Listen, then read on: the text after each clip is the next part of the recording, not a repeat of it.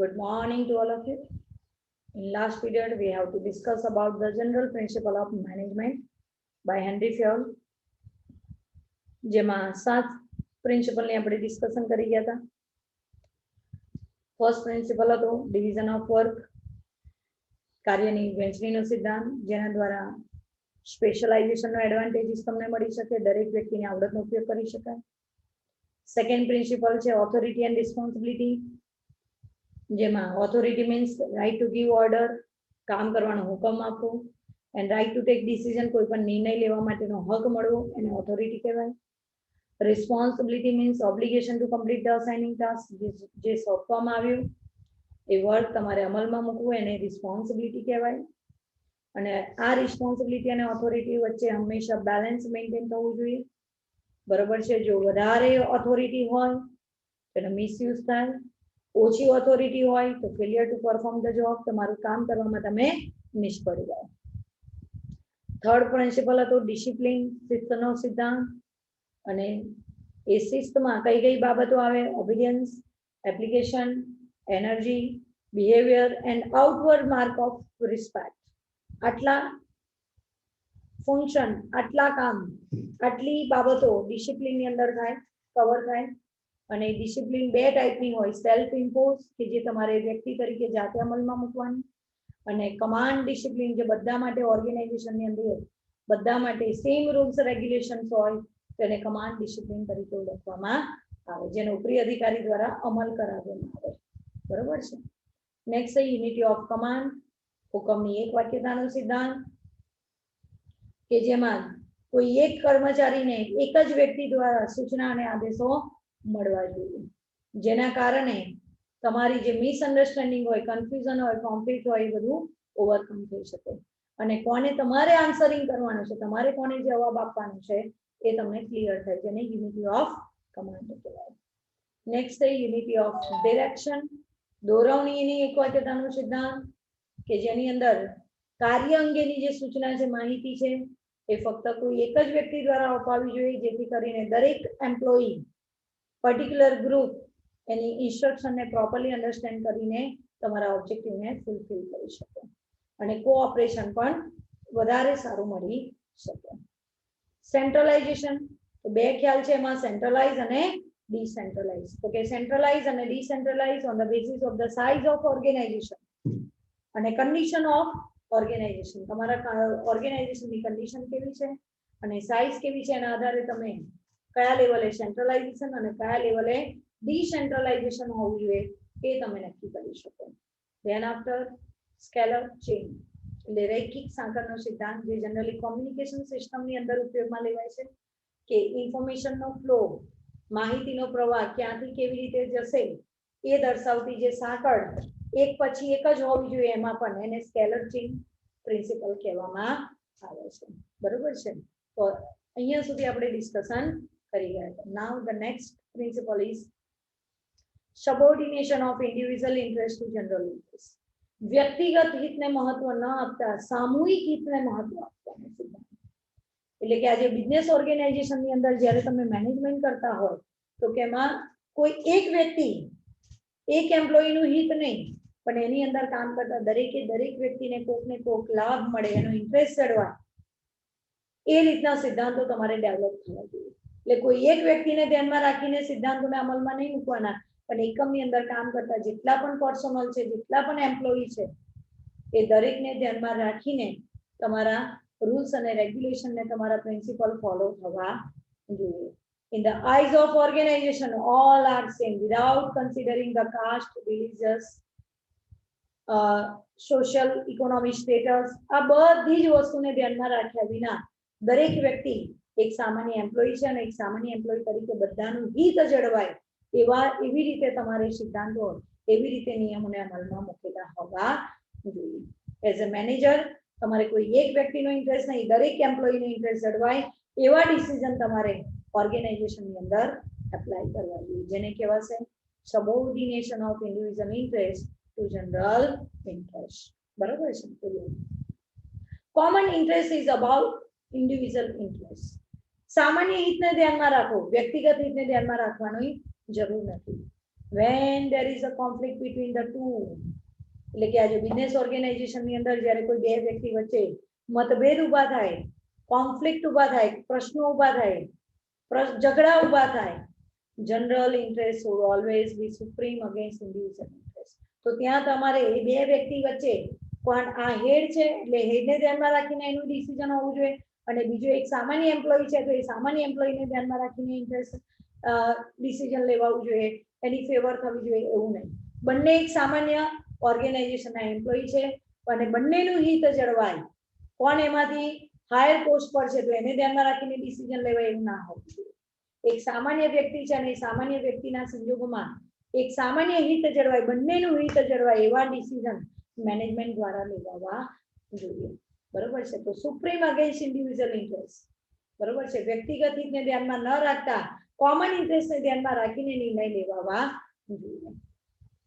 Individual interest like, વ્યક્તિગત બાબતો કોને કહેવાય, વ્યક્તિગત ઇન્ટરેસ્ટ કોને કહેવાય, લાઈક એમ્બિશન, કોઈ એક વ્યક્તિનો હેતુ ધ્યાનમાં નહીં રાખવાનો, ઓર્ગેનાઇઝેશનના હેતુને ધ્યાનમાં રાખીને વર્ક થવું જોઈએ, એ જનરલ ઇન્ટરેસ્ટ કહેવાય. મની, કોઈ એક વ્યક્તિને તમે લોન અને સેન્કશન કરો અને બીજા વ્યક્તિને કે ભાઈ એ તમારો સારો એમ્પ્લોયી છે, એ પૈસાદાર છે, દેખાવમાં સારો છે, એને ધ્યાનમાં રાખીને તમે એને મની ઓફર કરો અથવા લોન ઓફર કરો તો એવું ના હોવું જોઈએ. તમે એક એમ્પ્લોયીને લોન સેન્કશન કરી તો બીજો પણ એમ્પ્લોયી છે તો એને પણ તમારે લોન સેન્કશન કરવી જોઈએ. તો ઇન્ડિવિજ્યુઅલ ઇન્ટરેસ્ટ ઘણી બધી બાબતોમાં તમારે ઇન્ડિવિજ્યુઅલ ઇન્ટરેસ્ટને ધ્યાનમાં ન રાખતા, વ્યક્તિગત ઇન્ટરેસ્ટને ધ્યાનમાં ના રાખતા, સામૂહિક હિતને ધ્યાનમાં રાખતા. રેકોગ્નિશન, ઓળખાણ, કે આજે તમે માની લો કે બોર્ડ ઓફ ડિરેક્ટર્સની મીટિંગ હોય તો એમાં સામાન્ય એમ્પ્લોયી હોય તો સામાન્ય એમ્પ્લોયી તમે ઇગ્નોર કરો અને હાઈલી શેર ધરાવતા હોય એવા વ્યક્તિઓને તમે મહત્વ આપો, એની સાથે તમે વાતચીત કરો as a management, this is not a common interest. તો ત્યાં તમારે વ્યક્તિગત ઇન્ટરેસ્ટ નહીં, કોમન ઇન્ટરેસ્ટને ધ્યાનમાં રાખવું જોઈએ. તો વ્યક્તિગત ઇન્ટરેસ્ટની અંદર એમ્બિશન આવે, કોઈ એક વ્યક્તિનું ધ્યેય નહીં, કોઈ એક વ્યક્તિનું નાણાકીય પોઝિશન નહીં, કોઈ એક વ્યક્તિની ઓળખાણ નહીં, પણ એક તમે ઓર્ગેનાઇઝેશનના એમ્પ્લોયી છો એ રીતે દરેક વ્યક્તિને એક સરખું ઇમ્પોર્ટન્સ આપવું જોઈએ. અને આના દ્વારા individual interest like ambition, money, recognition et cetera reduce the importance of general interest. બરોબર છે. અને જો તમે આવા ઇન્ડિવિજ્યુઅલ ઇન્ટરેસ્ટને રાખશો, વધારે મહત્વ આપશો તો તમારા ઓર્ગેનાઇઝેશનની અંદર જે જનરલ ઇન્ટરેસ્ટ હોવું જોઈએ, બધાનું હિત જળવાવું જોઈએ, એ નહીં જળવાય. બરોબર છે. અને જો એ જનરલ ઇન્ટરેસ્ટ ના જળવાય તો એમ્પ્લોયી લોંગ ટાઈમ સુધી તમારા ફર્મની અંદર સસ્ટેન ના કરે, તમારું એકમ છોડીને ચાલી જાય, એટલે લેબર ટર્નઓવર રેશિયો વધી જાય. અને લેબર ટર્નઓવર રેશિયોને જો તમારે ડિક્રીઝ કરવો હોય તો સામાન્ય હિતને મહત્વ આપવું જોઈએ, વ્યક્તિગત હિતને મહત્વ ન અપાય. Thus individual interest is very often against the general interest. એટલે સામાન્ય હિતની સામે વ્યક્તિગત હિતને તમારે ઇગ્નોર કરવું જોઈએ. So it is necessary to balance them. એ બંને વચ્ચે પણ હા, જ્યાં કામની બાબત હોય, ગાઈડન્સ આપવાનું હોય, માર્ગદર્શન આપવાનું હોય તો ત્યાં તમે વ્યક્તિગત ઇન્ડિવિજ્યુઅલ ઇન્ટરેસ્ટ ધ્યાનમાં લો તો બરોબર છે. પણ જ્યાં ઓવરઓલ પર્પઝ હોય, ઓર્ગેનાઇઝેશનલ ગોલ હોય, બધાએ એક સાથે મળીને તમારે એને ઓર્ગેનાઇઝેશન તરફથી તમારે સર્વિસ પ્રોવાઈડ કરવાની હોય કે ઓર્ગેનાઇઝેશનનો કોઈ પર્ટિક્યુલર ગોલ તમારે અચીવ કરવાનો હોય, પ્રી ડિટરમાઇન ગોલ અચીવ કરવાનો હોય તો ત્યાં તમારું જનરલ ઇન્ટરેસ્ટ હોવું જોઈએ, ઇન્ડિવિજ્યુઅલ ઇન્ટરેસ્ટ ના હોવું જોઈએ. So it is necessary to balance them. એ બંને વચ્ચે તમારે સમતુલા જાળવવું જોઈએ. For this superiors should set an example of the fairness and goodness. તો એક અધિકારી તરીકે તમારે એક માનવતા અને ઉદારતાનું ઉદાહરણ તમારે પૂરું પાડીને તમારે બંને વચ્ચે સમતુલા જળવાય એવો પ્રયત્ન કરવો જોઈએ. There must be constant vigilance and supervision. અને આ સામાન્ય હિતને ધ્યાનમાં રાખવા માટે, અમલમાં મૂકવા માટે એક મેનેજમેન્ટ તરીકે તમારે કોન્સ્ટન્ટ વિજિલન્ટ કરવું જોઈએ. તમારા ઓર્ગેનાઇઝેશનની અંદર તમારે સતત દેખરેખ રાખવી જોઈએ કે કોઈને વ્યક્તિગત અન્યાય તો નથી થતો ને, એના માટે સતત તમારે સુપરવિઝન કરવું જોઈએ, વોચ રાખવી જોઈએ કે જનરલ ઇન્ટરેસ્ટ મેન્ટેન થાય છે કે નથી થતો. બરોબર છે. Next remuneration of personnel. બરોબર છે. રેમ્યુનરેશન ઓફ પર્સનલ એટલે કે કર્મચારીના વેતનનું સિદ્ધાંત. જેની આવડત, જેવું જેનો એક્સપિરિયન્સ, જેવું જેનું વર્ક, એ બેઝ પ્રમાણે એને વળતર મળવું જોઈએ. વળતરનો સિદ્ધાંત છે કે આજે એક સરખી લાયકાત હોય તો એક સરખી લાયકાત ધરાવતા, એક સરખું નોલેજ ધરાવતા, એક સરખા સ્કિલ ધરાવતા દરેક કર્મચારીને એક સરખું રેમ્યુનરેશન પ્રોવાઈડ કરવું જોઈએ, જેથી કરીને દરેક કર્મચારીને સમાનતાનો સિદ્ધાંત લાગુ પડે, ડિગ્નિટી ના અનુભવે, લઘુતાપણું એને ના ફીલ થાય, તો એને કહેવામાં આવે છે રેમ્યુનરેશન ઓફ પર્સન, કર્મચારીઓના વેતનનો સિદ્ધાંત, વળતરનો સિદ્ધાંત. This principle suggests that the remuneration of employees should be just and fair, યોગ્ય અને વ્યાજબી વળતર એમને મળવું જોઈએ, and it should provide maximum satisfaction to both, કોને એમ્પ્લોયર અને એમ્પ્લોયી. વળતરના સિદ્ધાંત એ શું સમજાવે છે? હેનરી ફેલ એવું કહે છે કે દરેક કર્મચારીને વ્યાજબી અને યોગ્ય વળતર મળવું જોઈએ, અને એ વળતર એવું હોવું જોઈએ જેથી કરીને બંને પક્ષકારો એટલે કોણ? એમ્પ્લોયર જે તમને જોબ આપે છે અને એમ્પ્લોયી જે કામ કરનારો વ્યક્તિ, એ બંનેને એના દ્વારા મેક્સિમમ સેટિસ્ફેક્શન મળવું જોઈએ, મહત્તમ સંતોષ એને પ્રાપ્ત થવો જોઈએ. Fayol suggest fair remuneration and non financial benefit. તો હેનરી ફેલે પોતાના વેતનના સિદ્ધાંત અનુસાર વ્યાજબી વળતરના સિદ્ધાંતને અમલમાં મૂકવાનું કહે છે, એન્ડ નોન ફાઇનાન્શિયલ બેનિફિટ, અને એની સાથે બીજા ઘણા બધા બિન નાણાકીય પ્રોત્સાહનો તમે કર્મચારીને આપો, જેથી કરીને એમ્પ્લોયી તમારા ઓર્ગેનાઇઝેશનમાં એન્થુઝિયાસ્ટિકલી વર્ક કરી શકે, કામ કરવાનું એને પ્રોત્સાહન મળે, એવી વેતન પ્રથા તમારે તમારા ઓર્ગેનાઇઝેશનની અંદર મેનેજમેન્ટ પોઈન્ટ ઓફ વ્યૂ અમલમાં મુકાવી જોઈએ, અને વેતનના વ્યાજબી વળતરના વેતનનો સિદ્ધાંત કહેવામાં આવે છે, remuneration of personnel. Next, order નો પ્રિન્સિપલ. ઓર્ડર એટલે કે તમારું જે બિઝનેસ ઓર્ગેનાઇઝેશનની વાત કરીએ તો ઓર્ગેનાઇઝેશનની અંદર તમારો પ્રી ડિટરમાઇન્ડ ગોલ અચીવ કરવા માટે બે ફેક્ટર કામ કરે છે. એક પહેલું ફેક્ટર છે હ્યુમન, એ પણ એક તમારું ઉત્પાદનનું એક સાધન છે, મીન્સ ઓફ પ્રોડક્શન છે, અને બીજું છે એ સિવાયના મેન સિવાયના મટીરિયલ એન્ડ મશીન્સ. આ બંને મેન, હ્યુમન, પર્સોનલ અને મટીરિયલ અને મશીન, એનો ઓર્ડર, એનું પ્રમાણ જળવાવાનું સિદ્ધાંત, એટલે કે મટીરિયલ અને વ્યક્તિઓ, કર્મચારીઓ એ પ્રોપર રેશિયોમાં હોવા જોઈએ. તો અહીંયા જે ઓર્ડરનો સિદ્ધાંત છે એ વસ્તુના સંદર્ભમાં આપેલો છે કે તમારા ઓર્ગેનાઇઝેશનની અંદર તમારે જે જરૂરી સાધનો છે એ સાધનો અને જે જરૂરી કર્મચારીઓ છે એ યોગ્ય સમયે મળી રહેવા જોઈએ.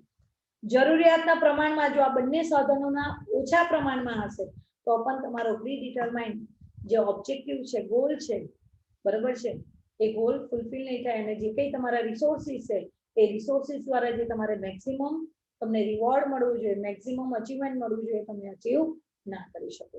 એટલે ઓર્ડરનો સિદ્ધાંત, ઓર્ડરનો પ્રિન્સિપલ એ શું કહેવા માંગે છે તો કે properly arrangement of things and people, યોગ્ય જગ્યાએ યોગ્ય સંખ્યામાં વ્યક્તિઓ કામ કરવા માટે ગોઠવેલા હોવા જોઈએ, અને યોગ્ય પ્રમાણમાં યોગ્ય મટીરિયલ, યોગ્ય સાધનો યોગ્ય જગ્યાએ અરેન્જ કરેલા હોવા જોઈએ, તો તમે એને ઓર્ડર ઓફ પ્રિન્સિપલ કહી શકાય. તો કે order relates to arrangement of things and people, બરોબર છે, વ્યક્તિઓનું અને સાધનોનું યોગ્ય ગોઠવણી કરેલી હોવી જોઈએ. This principle suggests proper utilization of human resources and physical resources. આ પ્રિન્સિપલ તમને સજેસ્ટ કરે છે કે તમારે પાસે જે કર્મચારીના સાધનો છે, બરોબર છે, પર્સોનલ રિસોર્સિસ છે, જે કર્મચારીઓ છે એ કર્મચારીઓનો સંપૂર્ણપણે યુટિલાઇઝેશન થવું જોઈએ, એન્ડ ફિઝિકલ રિસોર્સિસ, અને તમારી પાસે જે મટીરિયલ અને મશીન છે, ફિઝિકલ રિસોર્સિસમાં બે આવે, મટીરિયલ અને મશીન્સ, બરોબર છે, એનો યોગ્ય રીતે સંપૂર્ણપણે મેક્સિમમ લેવલ ઉપર તમે ઉપયોગ કરી શકો એવો પ્રયત્ન ઓર્ડરના પ્રિન્સિપલ દ્વારા તમારે ઉપયોગમાં લેવા છે. એટલે કે જેટલા તમારી પાસે વર્કર્સ છે, એમ્પ્લોઈઝ છે, એટલા સાધનો હોવા જોઈએ, અને જેટલા સાધનો છે એ પ્રમાણમાં કામ કરનારા કર્મચારીઓ તમારી પાસે અવેલેબલ હોવા જોઈએ, તો એને ઓર્ડર ઓફ પ્રિન્સિપલ ફોલો કરવું.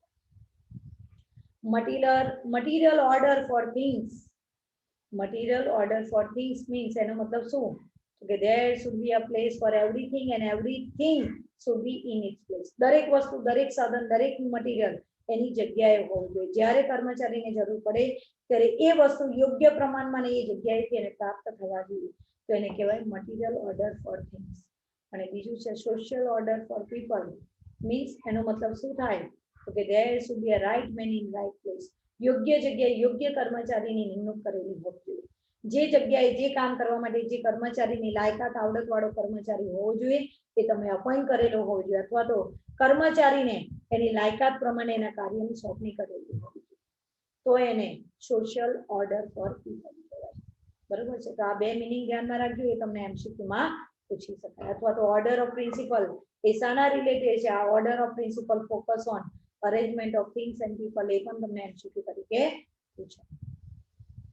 ઇક્વિટી પ્રિન્સિપલ, ઇક્વિટી એટલે કે સમાનતાનો સિદ્ધાંત. સમાનતાનો સિદ્ધાંત. તો સમાનતાનો સિદ્ધાંત શું કહે છે? Equity is a combination of justice and kindness.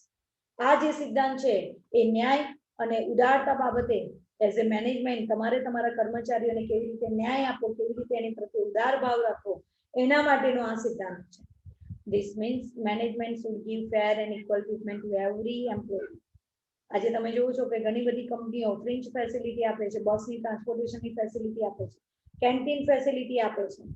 બરોબર છે. તો આ બધી ફેસિલિટી કોઈ પણ પ્રકારના તમારા ઓર્ગેનાઇઝેશનની અંદર જેટલા પણ એમ્પ્લોયી છે એ બધા જ એમ્પ્લોયીને એની કાસ્ટ, એનું લેવલ, એનું નોલેજ, એની સ્કિલ, એનું એજ્યુકેશન, કયા લેવલ પર એ જોબ કરે છે, એ કોઈ પણ પ્રકારના ભેદભાવ વગર દરેક કર્મચારીને એક સરખી ફેસિલિટી મળવી જોઈએ. પછી હાયર લેવલના ક્લાસ ઓફ પીપલ હોય તો એને પીવાનું પાણી ઠંડુ મળતું હોય, અને સામાન્ય એમ્પ્લોયી જે પ્લાન્ટ અને મશીનરી પર કામ કરતો હોય એના માટે એક્વાગાર્ડ વગરનું, રિફ્રેશ થયા વગરનું કે ગરમ પાણી તમે પ્રોવાઈડ કરતા હોય તો આવી અનફેર સિસ્ટમ એક જ ઓર્ગેનાઇઝેશનમાં ના હોવી જોઈએ. દરેક ઓર્ગેનાઇઝેશનના દરેક એમ્પ્લોયી માટે, દરેક લેવલના એમ્પ્લોયી માટે વિધાઉટ ઇરિસ્પેક્ટિવ ઓફ ડિસ્ક્રિમિનેટ, બરોબર છે, એ બધાને એક સરખી ફેસિલિટી કંપની તરફથી પ્રોવાઈડ થવી જોઈએ. ધી સેન્સર્સ લોયલિટી, અને જો તમે આ ઇક્વાલિટીનો પ્રિન્સિપલ ફોલો કરશો ઓર્ગેનાઇઝેશનની અંદર તો દરેક કર્મચારી તમારા ફર્મ પ્રત્યે, તમારા ઓર્ગેનાઇઝેશન માટે લોયલ બનશે, વફાદાર બનશે. ડિવોશન, સમર્પણની ભાવના રાખશે.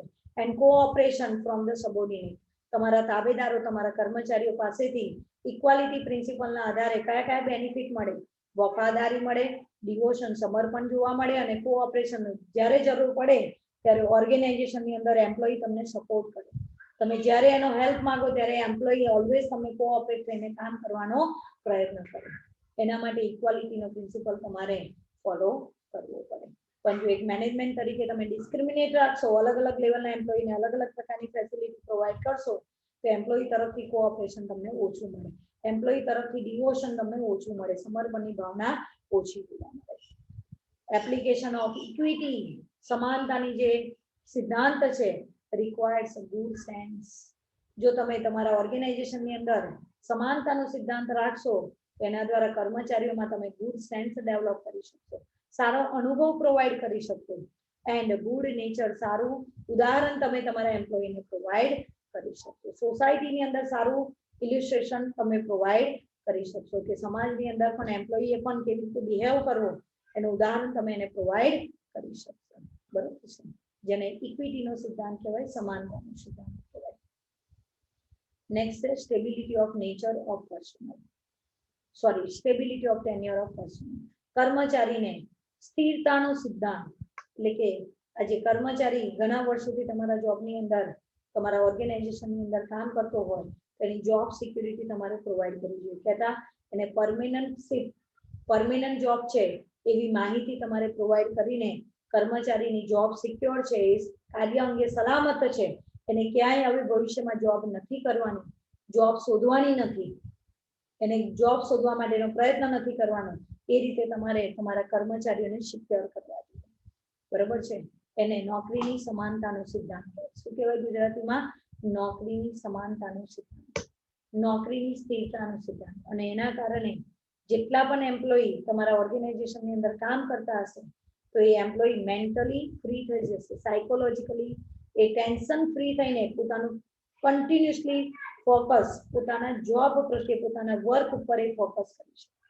અને એટલા માટે હેનરી ફેયલ એવું કહે છે કે તમારે તમારા કર્મચારીઓને નોકરીની સ્થિરતાનો સિદ્ધાંત પ્રોવાઈડ કરવો જોઈએ. એમને કાયમી નોકરી છે એવી જાણકારી આપવી જોઈએ. અને કાયમી નોકરી જો તમે આપી દો કર્મચારીને તો એ સ્ટેબલ થઈને, કોન્સન્ટ્રેટ થઈને તમારું વર્ક કરશે, તમારા ઓબ્જેક્ટિવને ફૂલફિલ કરવા માટે પ્રયત્ન કરશે, પોતાનું સંપૂર્ણ ધ્યાન, પોતાની સંપૂર્ણ નોલેજ, સ્કિલ એના પરફોર્મન્સને બેસ્ટ આપવા માટેનો પ્રયત્ન કરશે, જેને નોકરીની સ્થિરતાનો સિદ્ધાંત કહેવાય. Stability of nature, tenure of personnel. There should be reasonable security of job. આ સિદ્ધાંત જોબની સલામતી સાથે જોડાયેલો છે. No employee should be removed unnecessary within a short period. જ્યાં સુધી ઓર્ગેનાઇઝેશનમાં જરૂરિયાત ઊભી ના થાય ત્યાં સુધી અનનેસેસરી કોઈ પણ કર્મચારીને તમારે જોબ પરથી કાઢવા ન જોઈએ, જોબ પરથી એને દૂર ન કરવો જોઈએ.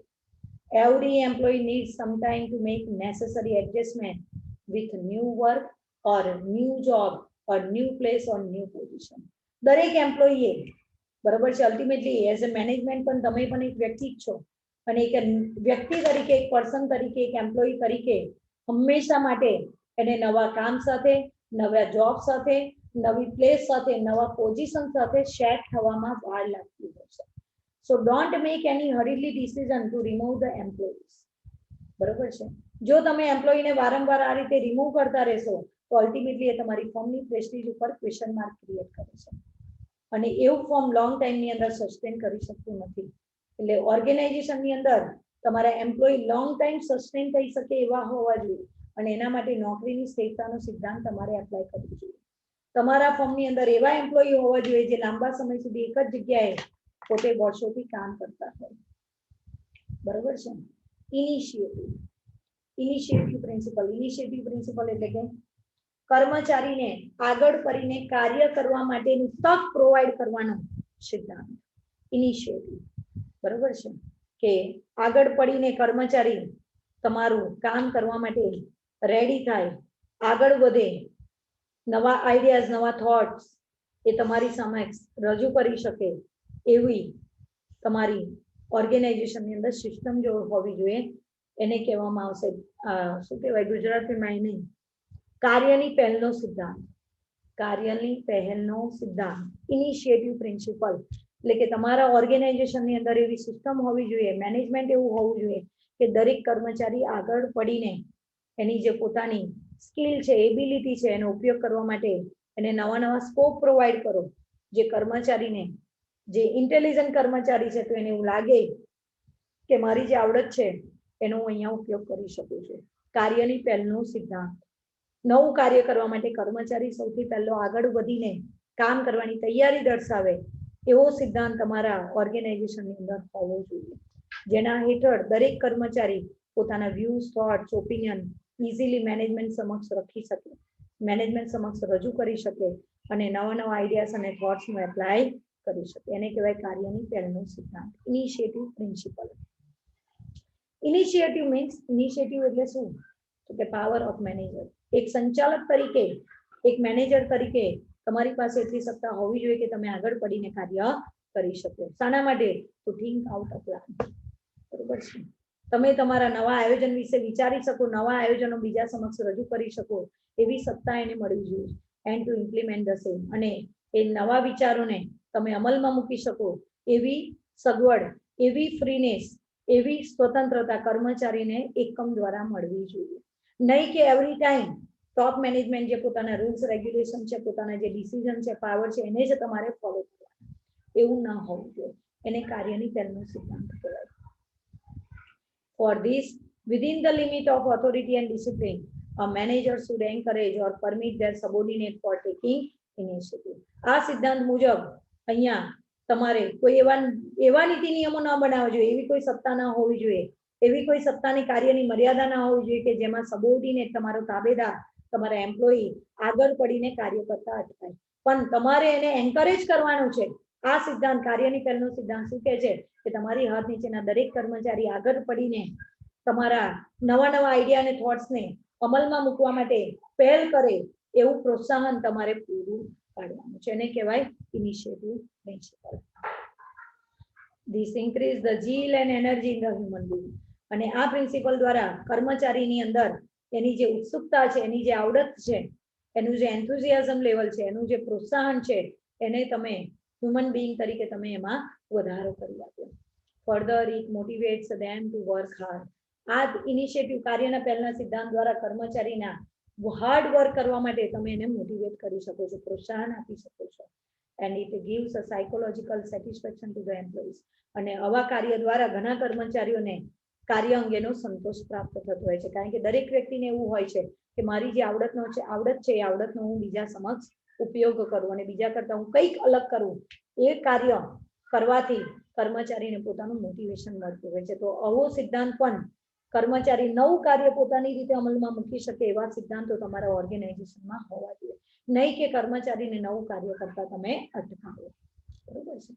અને લાસ્ટ છે ઈ સ્પિરિટ ડી ક્રોપ્સ, એટલે સ્પિરિટ ઓફ કોઓપરેશન, સંકલનનો સિદ્ધાંત. તો કે આજે બિઝનેસ ઓર્ગેનાઇઝેશનની અંદર લાસ્ટ હેનરી ફેયોલ એવું કહે છે કે તમારા ઓર્ગેનાઇઝેશનની અંદર દરેક કર્મચારી એકબીજા સાથે મળીને કામ કરે, એકબીજાને સપોર્ટ કરીને કામ કરે એવું વાતાવરણ તમારે પ્રોવાઈડ કરવું જોઈએ, જેને કોઓપરેશન પ્રિન્સિપલ કહેવાય. નહીં કે બધા જુદા જુદા દરેક વ્યક્તિને કોમન ગોલ હોવો જોઈએ, બધા ભેગા મળીને કામ કરે એવી સિસ્ટમ હોવું જોઈએ, નહીં કે દરેક એમ્પ્લોયી અલગ અલગ પોતપોતાની રીતે વર્ક કરે. બરોબર છે. જે આપણે કહીએ છીએ unity is a ultimate goal. એકતામાં જ વિવિધતા છે, વિવિધતામાં એકતા. This is the esprit de corps. તમારા ધંધાકીય એકમની અંદર, તમારા ઓર્ગેનાઇઝેશનની અંદર એકતાનો સિદ્ધાંત હોવો જોઈએ, એકતાનો પ્રિન્સિપલ હોવો જોઈએ, જેને સ્પિરિટ ઓફ કોઓપરેશન તરીકે ઓળખવામાં આવે છે. This principle says that whenever there is a unity, જ્યાં એકતા હોય છે ત્યાં there is a strength. એકતામાં તાકાત છે. બરોબર છે. એવું આપણે ઘણીવાર સાંભળેલું છે, એવી લોકવાયકા છે કે એકતામાં તાકાત રહેલી છે. Therefore, there must be a harmony and unity among the employees to achieve their common objective. તો બિઝનેસ ઓર્ગેનાઇઝેશનની અંદર પણ જે તમારા કોમન પ્રી-ડિટરમાઇન્ડ ગોલ છે, બરોબર છે, એને અચીવ કરવા માટે દરેક એમ્પ્લોયી, દરેક ડિપાર્ટમેન્ટ, દરેક ઓથોરિટી વચ્ચે એકતા હોવી જોઈએ, સાથે મળીને કામ કરવાની ભાવના હોવી જોઈએ. આવી એક ફિલિંગ્સ તમારે તમારા ઓર્ગેનાઇઝેશનની અંદર એઝ એ મેનેજમેન્ટ તમારે ક્રિએટ કરવી પડે એમ્પ્લોયીની અંદર. બરોબર છે. એક એમ્પ્લોયી બીજા એમ્પ્લોયીને હેલ્પફુલ બને એવું એટમોસ્ફિયર તમારે ક્રિએટ કરવું પડે. For this management should try to create N establish team spirit.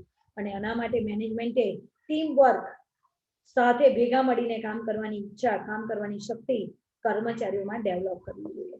And effective communication અમંગ the people. અને એના માટે આ ટીમ સ્પિરિટ ક્યારે ડેવલપ થાય? જ્યારે તમારા કોમ્યુનિકેશનની અંદર, તમારા બિઝનેસ ઓર્ગેનાઇઝેશનની અંદર ઇફેક્ટિવ કોમ્યુનિકેશન, બરોબર છે, ઝડપથી ઉપરી અધિકારીઓ અને તાબેદારો વચ્ચે ઝડપથી માહિતીની સતત આપલે થતી હોય, બરોબર છે, વિચારોની આપલે થતી હોય, ત્યારે તમે તમારા ઓર્ગેનાઇઝેશનની અંદર મેનેજમેન્ટ અને કર્મચારી વચ્ચે, મેનેજમેન્ટ અને કર્મચારીનો રિલેશન ના હોય પણ એક ફેમિલી રિલેશન હોય, કે મેનેજમેન્ટ ઇઝીલી કર્મચારીને પોતાના આઈડિયા અને થોટ્સને શેર કરી શકે, તો બીજી બાજુ એમ્પ્લોયી પોતાના ઓપિનિયનને મેનેજમેન્ટ સાથે શેર કરી શકે. એ બંને ભેગા મળીને જ્યારે કામ કરે ત્યારે ઈ સ્પિરિટ ડી ક્રોપ્સનો પ્રિન્સિપલ ફૂલફિલ થયો કહેવાય. બરોબર છે. એકતાનો સિદ્ધાંત અમલમાં મુકાયો કહેવાય. For this Fayol suggest two things. આ સિદ્ધાંતને અમલમાં મૂકવા માટે હેનરી ફેયોલ બે બાબતો પર ભાર આપે છે. કઈ? Avoid the policy of divide and rule. બરોબર છે. ભાગલા પાડો અને રાજ કરોની નીતિને દૂર કરો તમારા ઓર્ગેનાઇઝેશનની અંદર. એન્ડ બીજું, યુઝ ધ વર્બલ કોમ્યુનિકેશન. બને ત્યાં સુધી શાબ્દિક કોમ્યુનિકેશન કરો, શાબ્દિક માહિતીને આપલે કરો, to develop understanding and to clear out differences. Management અને કર્મચારી વચ્ચે, સંચાલકો અને કર્મચારી વચ્ચે જે કંઈ મતભેદ હોય એ મતભેદોને દૂર કરવા માટે, એમની અન્ડરસ્ટેન્ડિંગ, એકબીજાને સમજવા માટે, ક્લિયરિટી કરવા માટે બને ત્યાં સુધી મેનેજમેન્ટે એમ્પ્લોયી સાથે અને એમ્પ્લોયીએ મેનેજમેન્ટ સાથે પોતાના આઈડિયા, થોટ્સ એ બધું શેર કરવું જોઈએ, વાતચીત કરવી જોઈએ, વર્બલ ડિસ્કશન કરવી જોઈએ. તો એકબીજા પ્રત્યે સ્પિરિટ ઓફ કોઓપરેશનની જે ફિલિંગ્સ છે એ તમે ઇઝીલી ડેવલપ કરી શકો. બરોબર છે. આ 14 સિદ્ધાંતો હેનરી ફેયોલે રજૂ કર્યા અને આ 14 સિદ્ધાંતોનો ટાઈમ ટુ ટાઈમ તમે બિઝનેસ ઓર્ગેનાઇઝેશનની અંદર according to the situation and need of the organisation જો તમે એને યુઝ કરો તો you have to become a good management. તો તમે સારામાં સારું મેનેજમેન્ટ કરી શકો. You have to become a good manager and your management should be the top level. તમારું મેનેજમેન્ટ સારામાં સારું કહેવાય અને સારામાં સારો તમે એક સંચાલક પણ બની શકો. ઓકે, તો અહીંયા આપણે 14 સિદ્ધાંતો તમારા કમ્પ્લીટલી પૂરા. ઓકે.